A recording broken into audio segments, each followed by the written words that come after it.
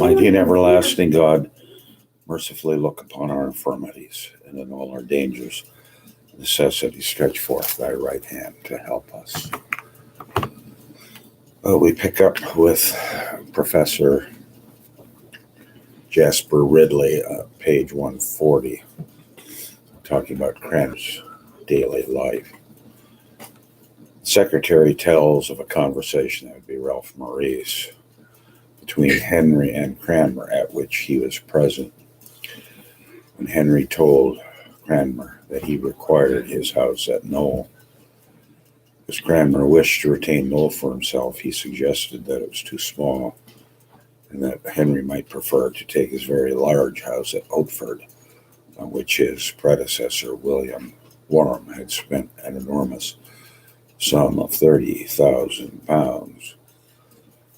Henry said that he preferred Knoll because his health was affected when he was at Oatford in the low-lying ground.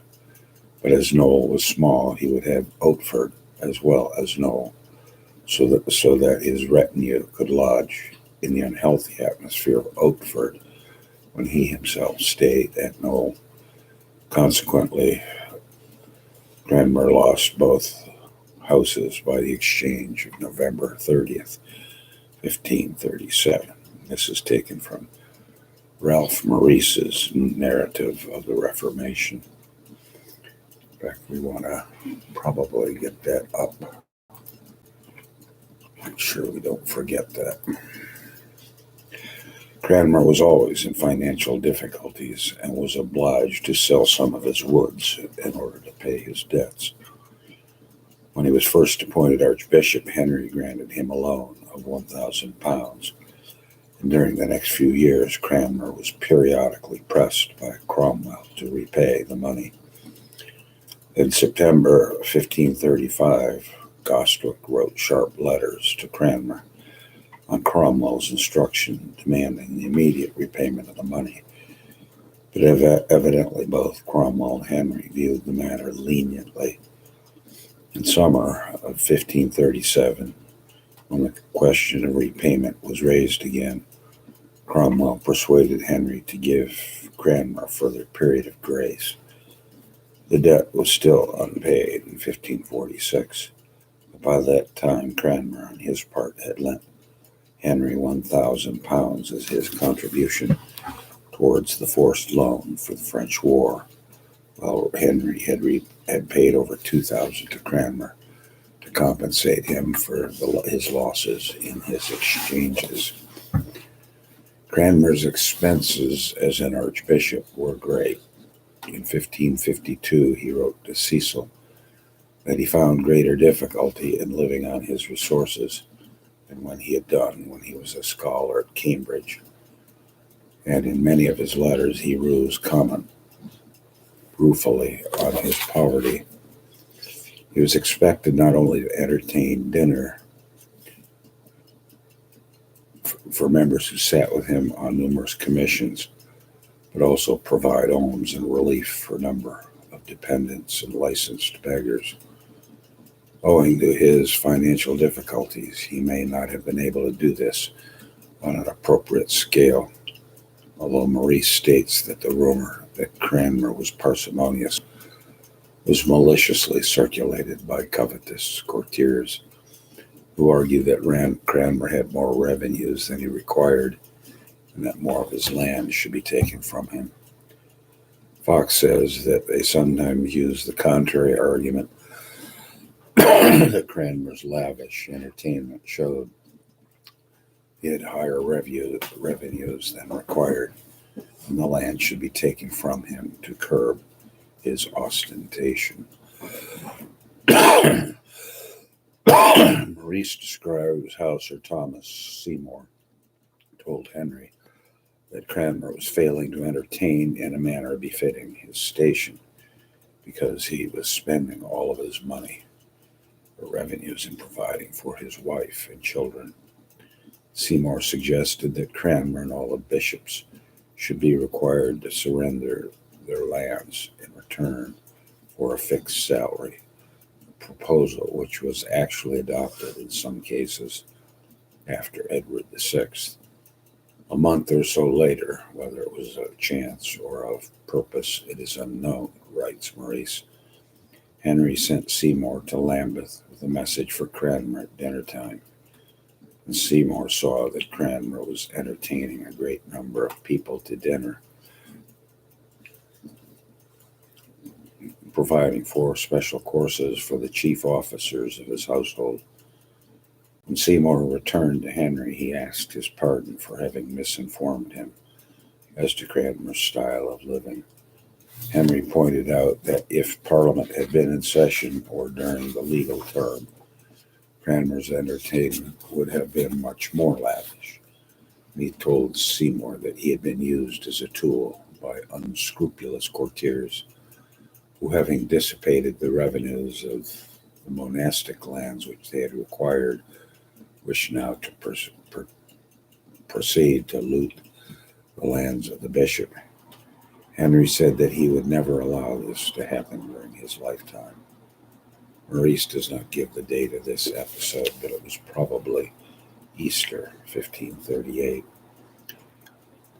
He says that as a result, the project of introducing a bill in the next session of Parliament to siege the episcopal lands was abandoned.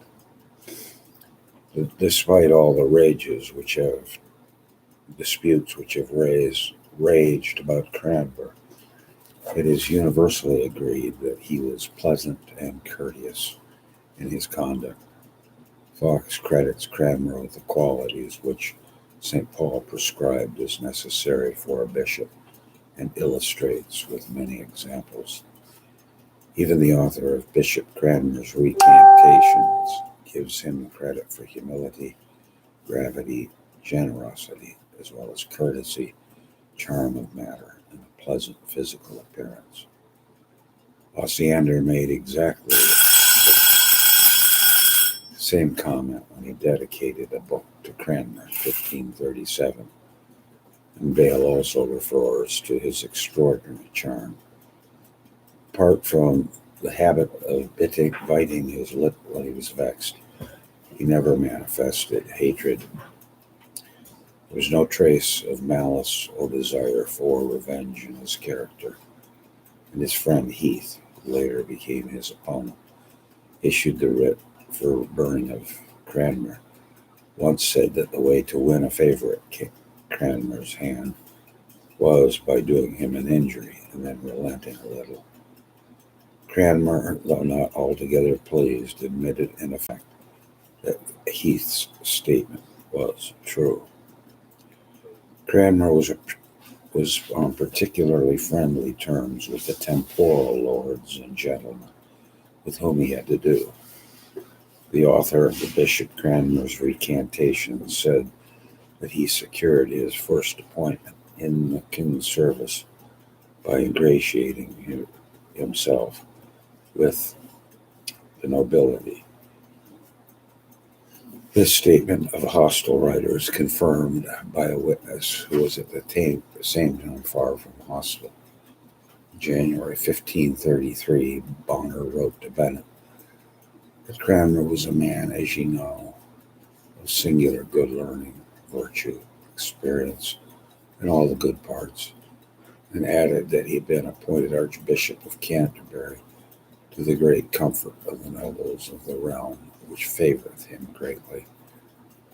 We should expect that Cranmer, with his habitual courtesy and his respect for social rank, would show deference to the nobles, but it is difficult to believe that he carried this to the point of subserviency. There are too many instances to Cranmer refusing their suits. He raised objections to granting divorce not only in Kingston but to Vaughan, who had escorted him through France in 1532, and to relieving a bar of consanguinity for an official for whom Cromwell intervened. He refused to grant dispensations to friends or powerful lords, and was well known for his troublesome scruples in this respect. He occasionally had disputes about property and important magnates, including Sir Christopher Hales, soon after he became Archbishop. Toward his social inferiors, Cranmer seems to have maintained the same courtesy and patience which he showed to his superiors and equals, though he would naturally take into account their difference of rank in his conduct. The only personal complaint against Cranmer from gentlemen and others who had to deal with him was his tendency to keep courtiers waiting for several days for an interview or a reply to letters, though one of Cromwell's messengers complained of worse treatment at the hands of Cranmer and his servants. Morice says that Cranmer was greatly loved and respected by the servants of his household, and Foxe says that he never showed or called them fool or knave, though this was common among masters at the time. Among his equals and colleagues, Cranmer had many friends, including some who were religious opponents, such as Thirlby. In 1534, Cranmer wrote a letter to Thirlby in which he severely reprimanded him for his mismanagement in connection with the submission of a document to the king, and made aspersions on Thirlby's motives as well as his efficiency. But later, Cranmer and Thirlby became intimate. Morice states that if Thirlby had admired some dish or other object which belonged to Cranmer, Cranmer would always insist on giving it to him. Foxe suggests that when Thirlby admired Cranmer's dishes, he was deliberately seeking a gift. When Foxe published this, Thirlby, who was still living, had disgraced himself by participating, though with reluctance, in Cranmer's degradation from holy orders. Cromwell was obviously on terms of close relationship with Cromwell. Several of Cranmer's modern biographers who persist in showing Cranmer as a subservient coward and Cromwell as a ruthless chief of the secret police have suggested that Cranmer was afraid of Cromwell, or even that Cromwell was blackmailing Cranmer by threatening to reveal his secret marriage. This is certainly wrong. Cranmer's letters to Cromwell show not only a political collaboration, but a friendship and intimacy. There's only one short period during the autumn of 1535, soon after Cromwell had begun to exercise his powers of vice-regent, that there were certain signs of tension between them.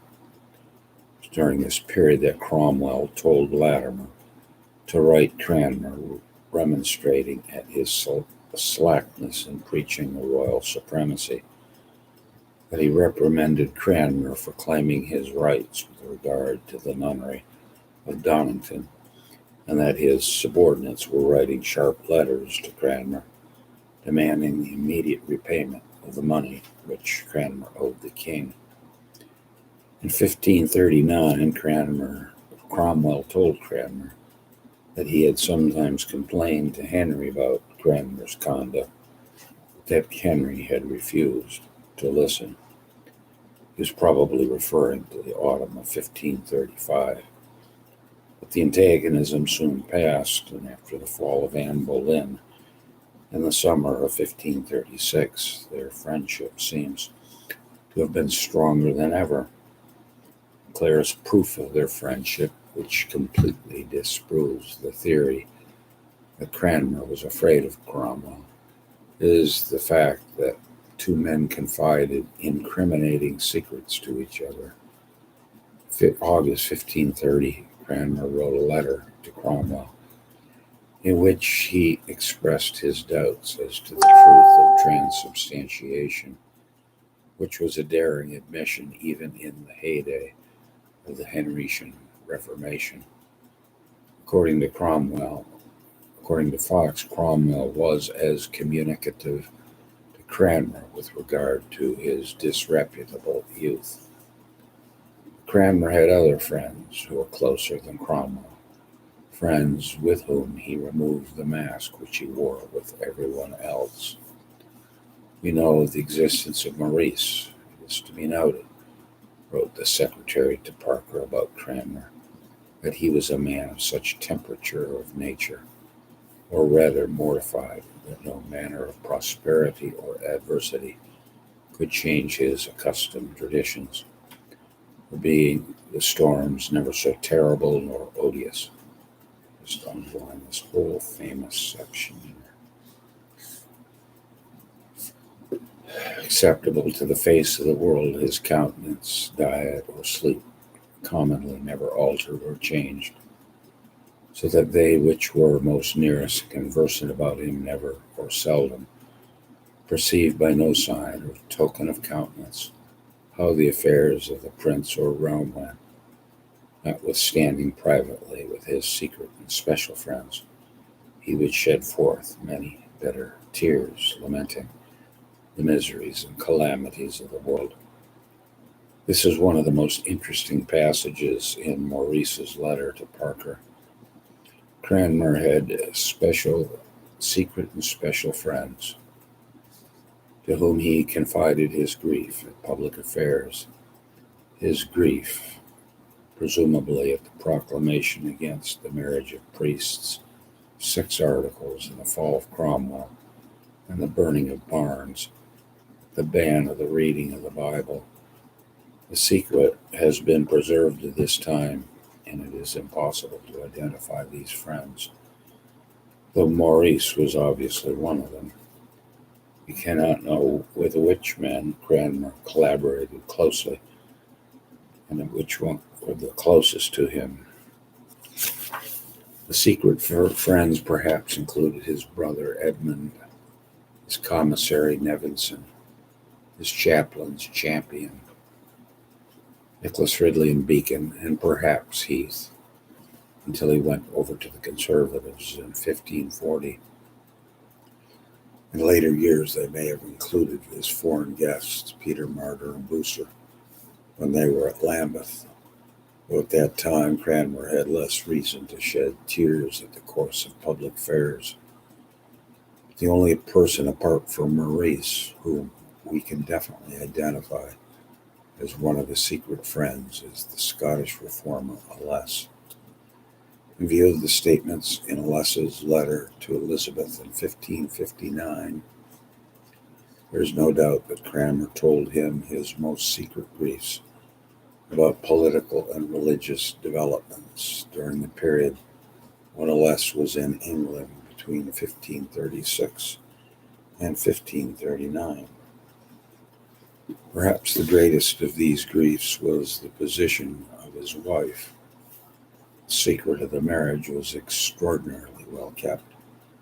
It is remarkable that among all the accusations made against Cranmer by malicious rumor mongers throughout the country, there is not a single reference to Margaret's existence, at least not in a document that has been preserved. Neither Chapuis nor the Yorkshire or Lincolnshire rebels had heard a word about her. The rebels were falsely accusing Cranmer of being an ostler, not having received to Paul. The damage of the second marriage was quite unknown to them.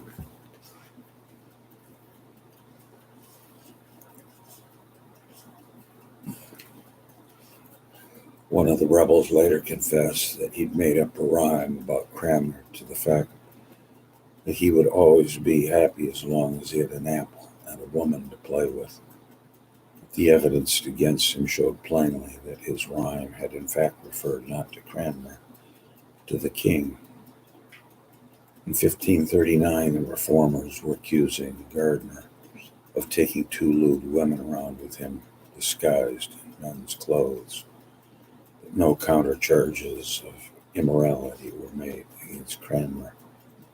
It was only after 1549, when the marriage was made public, that there was talk about Cranmer's wife, and it seems to have been generally thought that he had only recently married her. Even a reformer like Somewhiles did not know that he had married her 17 years before. In June 1550, he wrote to Bullinger that Cranmer had lately married a wife, that a number of persons knew about Margaret during Henry's reign. In Morice's story of Thomas Seymour's allegations, he states that Cranmer's parsimony was attributed to the fact that he was saving money to buy lands for his wife and children. If there is any truth at all in Harpsfield's story about Margaret in the chest and fire at Canterbury, her existence must have been known to the gentleman of Cranmer's house in 1533. Henry certainly knew about Cranmer's marriage, although he always strongly condemned the marriage of the clergy. He permitted Cranmer to keep Margaret with him. It has been suggested that Cranmer told Henry that he had a wife when he was first made Archbishop, but it is very unlikely that he admitted his indiscretion and breach of canon law at that time. His obvious course was to keep silence, and a reasonable assumption that if the authorities discovered about Margaret, they might think she was his mistress and extend to him the same indulgence which had been shown to Wolsey and to many other prelates and priests.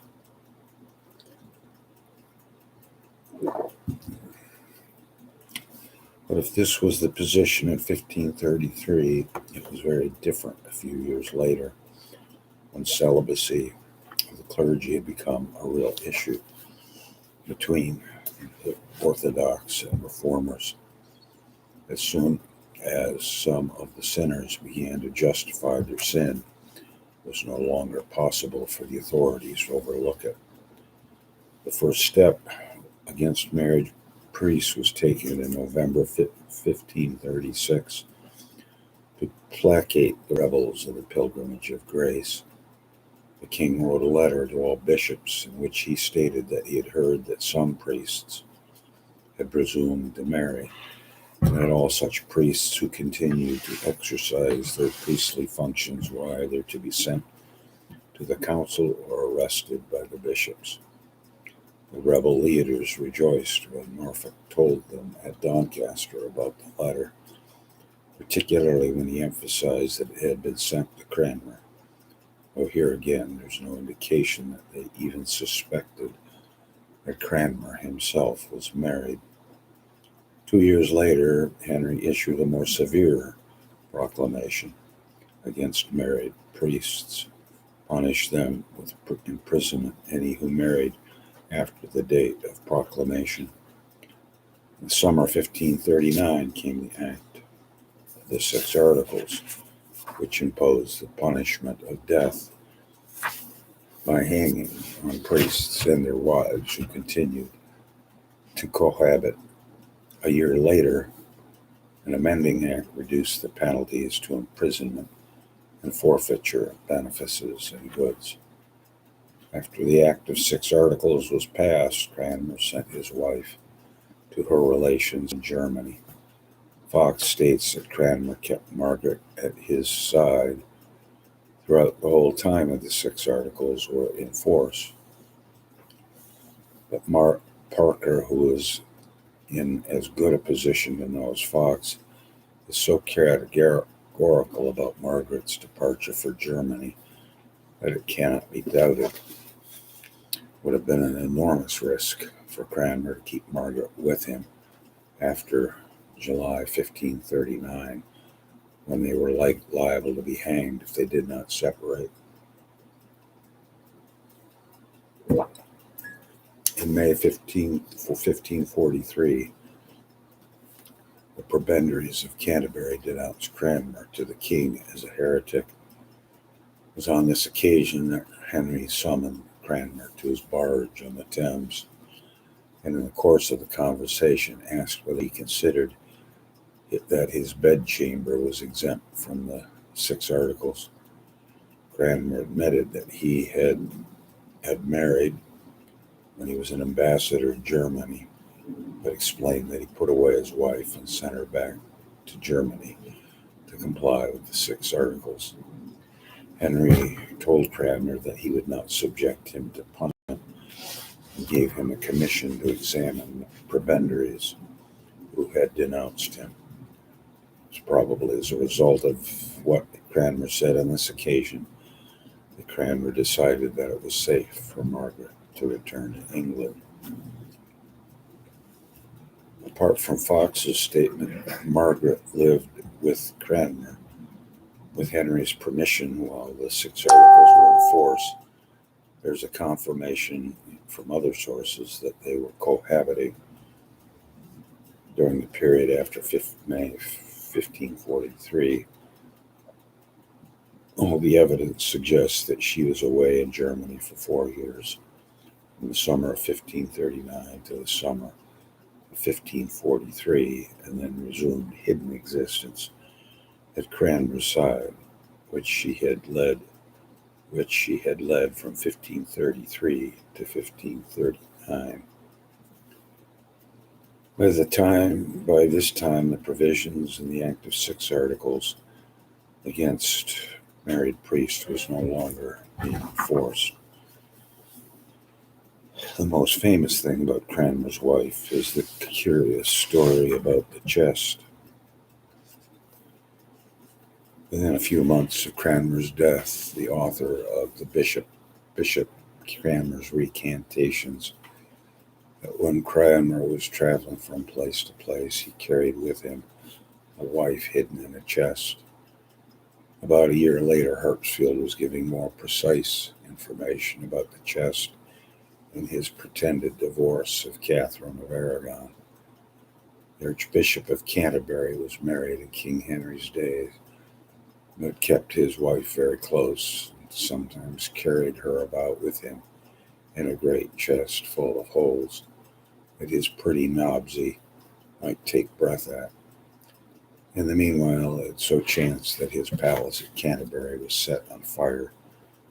But Lord, what a stern care there was for this pretty Nobsy, and for this chest.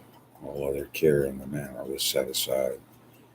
He caused that chest with all speed to be conveyed out of danger, and gave great charge of it, crying out that his evidences and other writings, which he esteemed above any worldly treasure, were in that chest. And this I heard out of the mouth of a gentleman who was there present and knew of this holy mystery. During the next 50 years, the story of Mrs. Cranmer and the chest became part of the stock and trade of every papist writer. Sanders confined himself to the general reference to the chest in the Anglican schism of 1576 and 1603. Parsons and the 3 conversions of England had a new story to sell. When he went from London to Canterbury, it happened that at Gravesend, where Bishop Cranmer lay one night, his chests were brought a land and put in gallery. Among other, being much recommended to the shipment as containing precious stuff belonging to my Lord's grace, they severed it from the rest and put it up and along against the wall in my Lord's chamber, with the woman's head downward, which putting her in jeopardy to break her neck, she was forced at length to cry out. And so the chamberlains, perceiving the error, took her forth foully disfigured and as good as half dead. This is a most certain story, and testified at this by Cranmer's son's widow, yet living, to divers gentlemen or friends from whom myself had it. Thus Parsons states that he heard this story second hand from Catherine Rogers, who married Cranmer's son Thomas as her second husband sometime after 1576, when her first husband died. It is very unlikely that she ever met Margaret, who probably died about the same day, and who for some years prior to this had been on very bad terms with her son, with whom she had been engaged in litigation. Catherine might have heard about the Gravesend incident if it occurred from her husband, though he was probably not yet born at the time. But Sir John Harrington wrote in 1608, Nugae Antiquae, that he himself had questioned Catherine, who related to his wife, concerning the story which Parsons had told about her mother-in-law in the chest. She had sworn that she had never heard the story or repeated it to anyone. This throws grave doubts on the truth of Parsons' story. Harpsfield's story about the chest must be taken more seriously. He recorded the Canterbury incident only 14 years after it was alleged to have taken place. It was in December 1543 that Cranmer's palace was burned. And this was 7 months after Cranmer's talk with Henry about his marriage. Margaret had probably returned from Germany. Harpsfield's story is repeated, not like Parsons at fourth hand, but at second hand. For he writes that he himself heard it from a gentleman who was actually present. Though Harpsfield makes a vague assertion that this gentleman knew that Mrs. Cranmer was in the chest, the only concrete information which the gentleman gave Harpsfield was the words which Cranmer spoke at the time of the fire. Cranmer insisted that the chest be conveyed out of danger before anything else, and said that his evidences and other writings which he esteemed above any worldly treasure were in that chest. The most likely explanation is that Cranmer was speaking the truth. The chest contained depositions in judicial cases, rare books, and manuscripts, which Cranmer was particularly eager to save from the fire. But if some of the gentlemen who were present knew about Margaret, they might well have made jocular remarks to the effect that the treasure which Cranmer valued above all else was his woman. This would be enough to start the rumor that Margaret was carried about in a chest, and to lead the latter inventions about the holes in the chest and porters at Gravesend. The whole story of the chest probably originated in Cranmer's solicitude for his papers during the fire at Canterbury. But if Cranmer was never obliged to resort to the unpleasant procedure of putting his wife in a chest, he was certainly compelled to keep her existence a close secret for 16 years. And Sanders may well be right in saying that this was Cranmer's greatest grief during Henry's reign. During all the long controversies and threats to his position and safety, there is the continual anxiety that the fatal secret might leak out. It may have been something of a relief when this actually occurred in 1543, for having seen how Henry reacted to the situation, Cranmer could feel much safer in the future. But it was not until 1549 that he could proclaim to the world that he was a married man, and that Margaret could openly sit as a hostess at his table. The common people were as shocked by the marriage of priests as by any radical doctrine of Edward VI. And the most striking illustration that Protestant England permitted the marriage of priests was the example set by the Archbishop of Canterbury in marrying himself, which made a great impression abroad as well as in England. After Mary's accession, the married priests were singled out from among the reformers for particularly harsh treatment. The people were now taught that Cranmer and Archbishop Holgate had led this holy harlot's dance. Cranmer was vilified at his trial and in official propaganda after his death as a monster of lust and concupiscence. He was at least spared the experience of seeing Margaret become a victim of Mary's government. She escaped to Germany, where she married Edward Whitchurch, the printer, and whom Cranmer had been in contact in connection with the printing of the English Bible as early as 1537. He returned to England after Mary's death.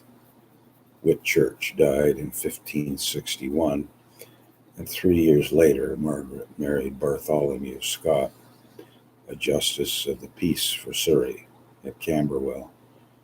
Margaret was still living in 1571, but she probably died soon after. She had no children by her last two husbands, but she bore a son and a daughter to Cranmer. The daughter, Margaret, now living in 1563, had married Thomas Norton, a lawyer, member of Parliament and dramatist. She had died childless before 1568. By this year, Norton was already married to Edmund Cranmer's daughter, Alice, who was his second wife. The son Thomas was probably younger than his sister. Jewel referred to him as a boy in 1559, while Foxe mentioned in the first edition of the Book of Martyrs in 1563 that the son was still young, a statement which he omitted from the second edition in 1570. And there is no other evidence that Thomas was born after Margaret returned to England in 1543, and probably a few years before Cranmer settled his Yorkshire estates in Thomas's favor in 1551. Cranmer is said to have had another daughter, Anne, but this is probably wrong, for though it is very possible that she had other children who died in infancy, it seems clear that only Thomas and Margaret survived to adult life. Yorkshire estates were cause of friction and litigation between Margaret and her son. Cranmer settled the freeholder version of his lands at Kirkstall in one of those complicated transactions which were rendered necessary by the existing state of English law. He granted the land to trustees to hold in trust for himself for his life, and thereafter to grant a lease for 20 years from his death to his executors, who were to hold it on as trusts to be declared in his will. Subject to those grants, he devised the property to his son in tail. After Cranmer's conviction for high treason, the land was forfeited to the crown, and in June 1557, Mary granted a lease of the property to two lessees.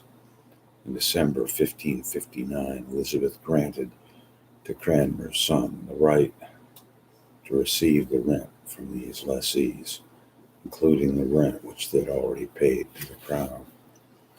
But at about the same time, Margaret and her husband, Whitchurch, acquired the property from the leases.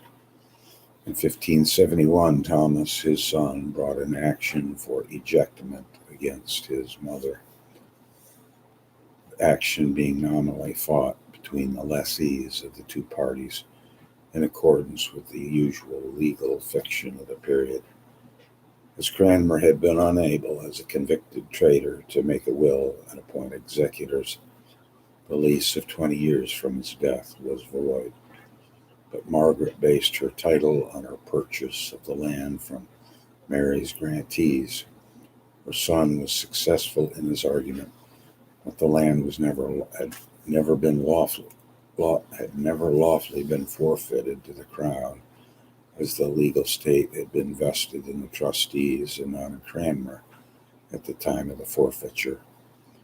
It would appear that Thomas ejected his aged mother from the property by relying on a highly technical point of law, although there can be no doubt that Cranmer had intended Margaret to enjoy the property for 20 years from his death. but it is impossible to ascertain the full truth behind the summary of the fact in the law reports. There's reason to believe that Thomas was a disreputable character. In 1571, he was summoned before the Ecclesiastical Court of the Diocese of York to answer charges of fornication. And 4 years later, he was charged before the same court for having committed adultery with the wife of Thomas Becket. He died without issue in 1598, and Cranmer's line became extinct. Let us pray. Glory be to the Father, and to the Son, and to the Holy Ghost. Amen. And speak.